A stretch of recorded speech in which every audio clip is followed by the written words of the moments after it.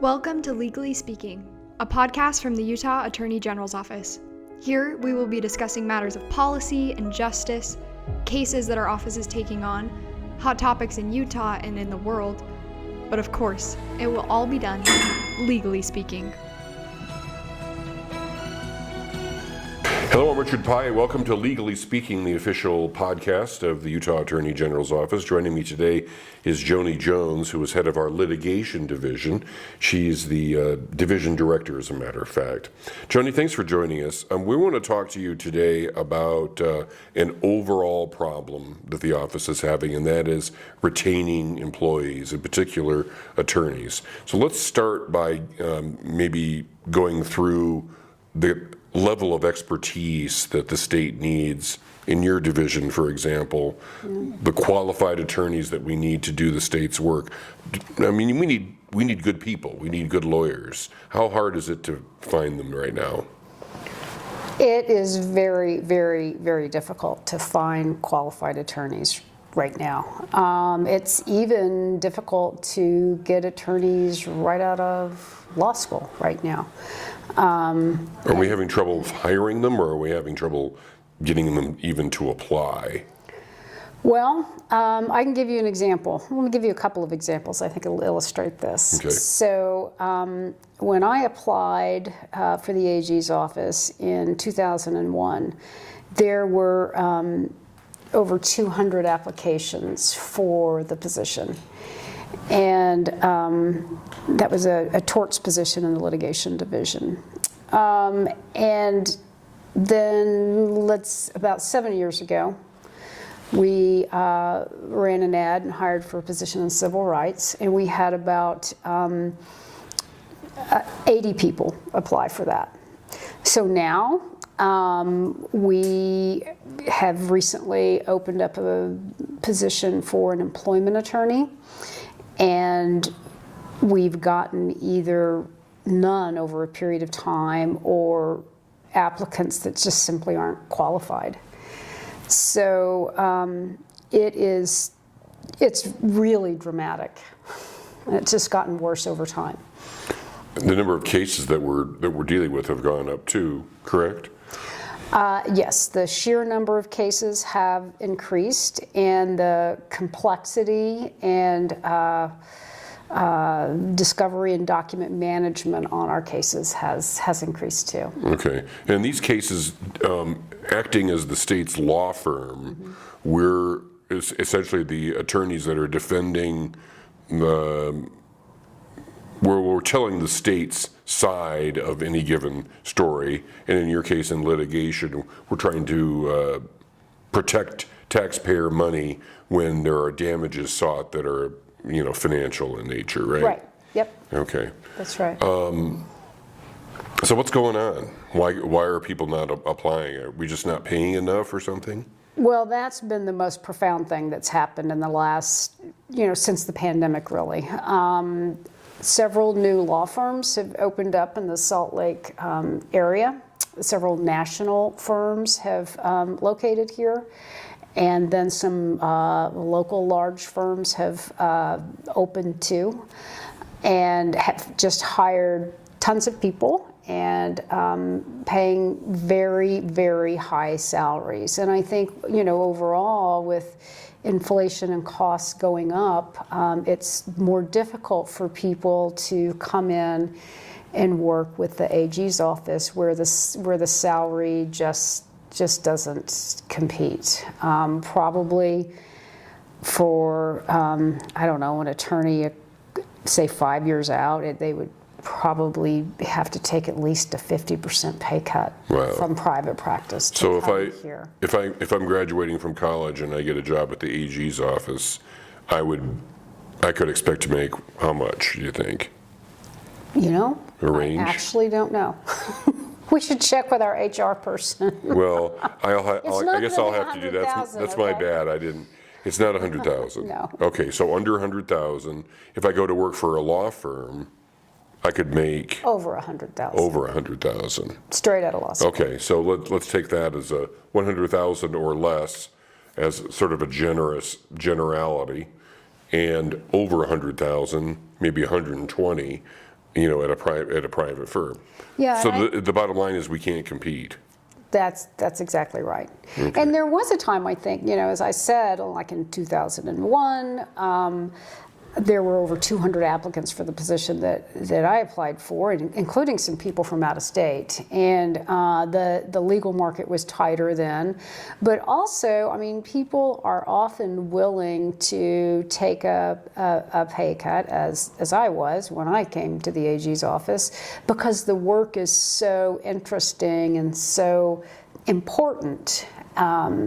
You get to have a voice really in shaping the policy of the state, and you're working on the highest profile, the cases that are in the paper, right?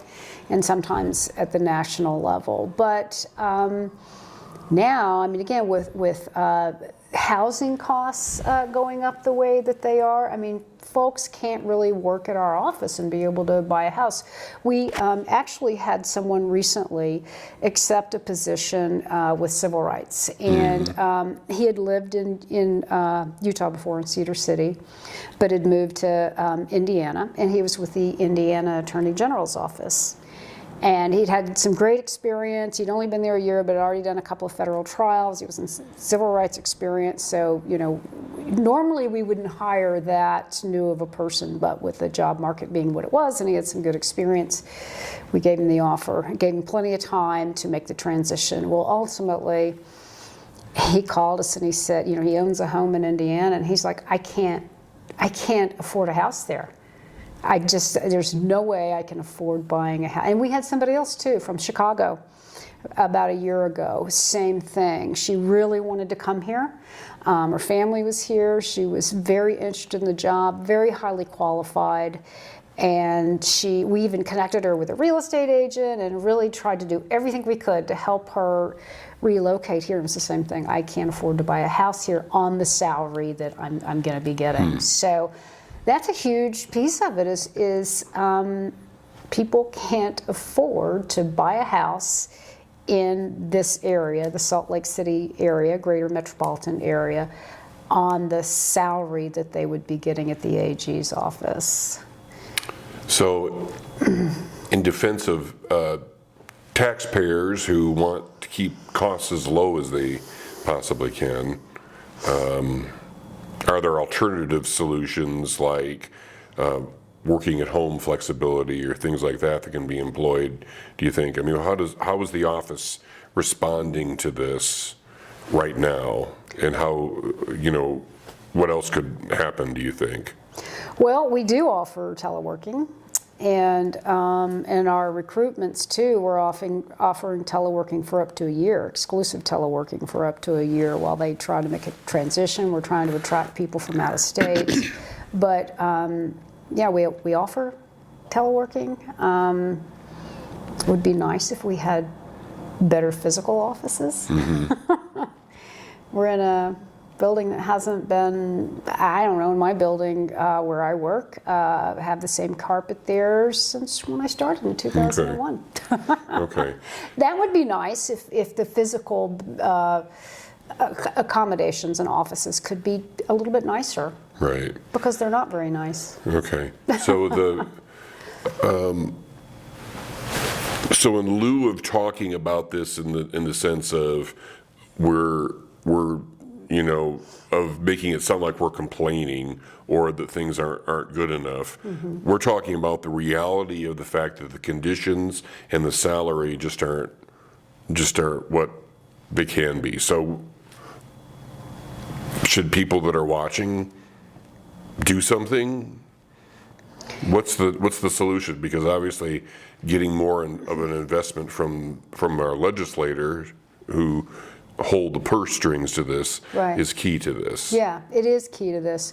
Well, the thing about it that's frustrating is if we don't get enough help in, and we've already started down this path, we're going to have to start sending our work out, which actually costs the taxpayers more money than it would cost to increase our salaries. The outside counsel. Yes, and And as I said, we've begun doing that in some of our cases because we just haven't had, we just don't have enough attorneys to cover all the work that we're getting. Right. And as I said, the cases are very complex and take a lot of time and some experience. I mean, you can't really get someone They're specialized. straight out of law school. Yes, exactly. It's highly specialized work.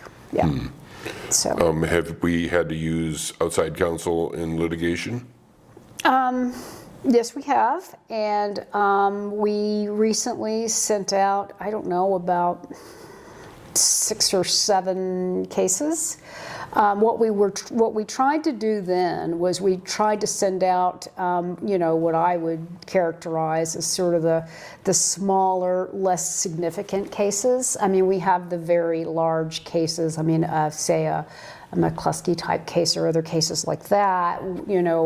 We prefer to handle and keep in because we have the close client relationships, we have the vast experience in those areas that are very specialized. Most private practitioners don't have experience in that area. So we're hoping to keep those kinds of cases, the more complex, more significant cases, and send out the smaller ones. The kind of cases by pro se inmates or sovereign citizens that are frustrated with, we're frustrated with the mask mandates and brought lawsuits over that.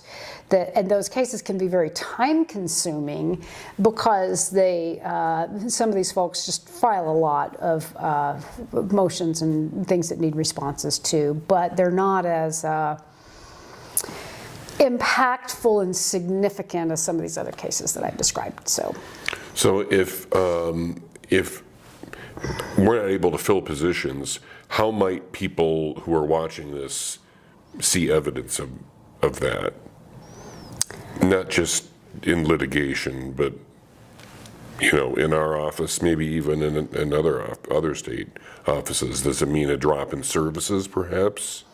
For the representation? Yeah. Well, I mean, I don't know. I mean, I know that there's been some thought that if we can't get attorneys in, we're simply not going to be able to do the work that we're statutorily and constitutionally mandated to do. And I don't know what you do when that happens. I really don't know. So when we talk about this, how serious of an issue is it on a scale of 1 to 10, 10 being the most serious, in your opinion? Yeah. I would put it at a 7.